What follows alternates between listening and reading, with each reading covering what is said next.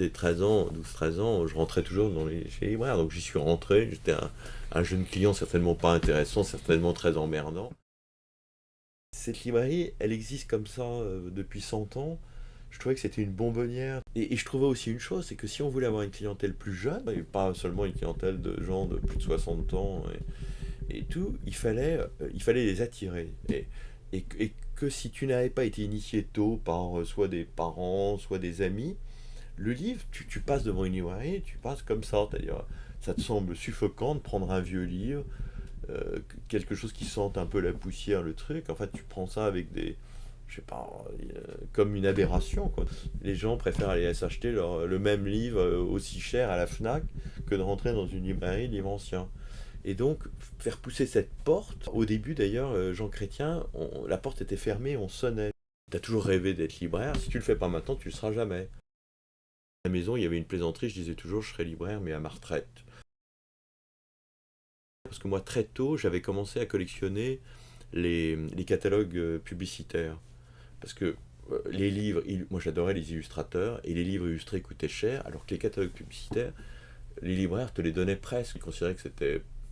Donc j'ai commencé, j'étais un passionné de vin, donc j'ai commencé à collectionner les catalogues Nicolas.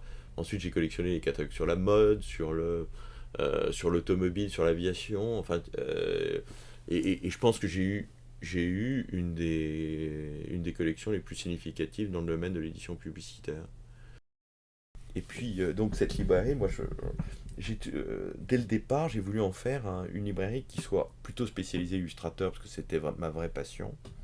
Bien que moi, chez moi, j'avais aussi bien des livres anciens 18e que des livres illustrés. J'ai essayé de faire des catalogues qui étaient visuels, montrer des choses, et toujours montrer à la fois des choses, des livres et des dessins. Et j'ai fait mon premier catalogue sur les pages d'or de l'édition publicitaire, c'est-à-dire sur le catalogue que j'avais fait à Fornay. Mais aujourd'hui, je suis en pleine réflexion sur savoir comment apporter, tu vois, une réponse face à cette crise, face à cette crise financière, économique, mais face aussi à cette crise de culture, tu vois, une vraie crise de culture générale. Tu vois, moi, je ne concevrais pas de vivre sans livre, tu vois, c'est-à-dire que. Mais quand tu voyages, quand par exemple tu vas aux États-Unis ou quoi, ou même chez des jeunes aujourd'hui à Paris ou autre, t'as un ordinateur, mais le rayon livre est excessivement réduit. Hein, non,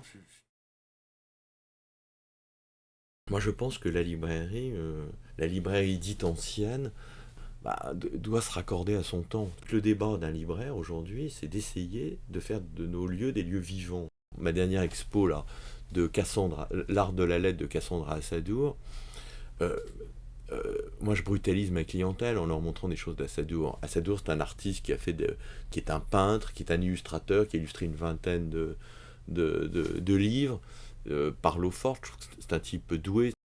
Le livre, c'est un objet, mais c'est aussi du contenu. Et moi, je pense que si tu prives le livre de son contenu, il te reste la valeur exprimée. Tu mets ta fiche et tu dis que tu l'as acheté tant, et puis tu attends que soit que ça monte, soit que ça descende. Mais, moi, je trouve que le livre est un plaisir.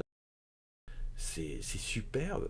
C'est qu'une bibliothèque, c'est des compléments d'auteurs, de deux livres très différents, d'un livre illustré, un livre très ancien.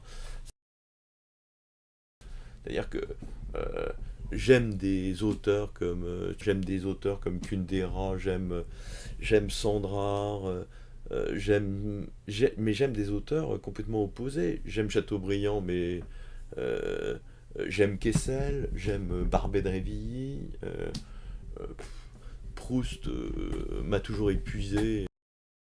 Justement, j'aime les livres.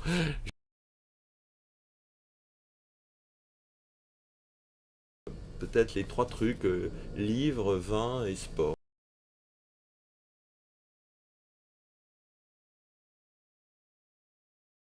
C'est que le livre de provenance, c'est un livre, tu sais, qui n'a de valeur que parce qu'il a appartenu à quelqu'un. Et si tu veux, et en gros, il est aux armes, il est machin.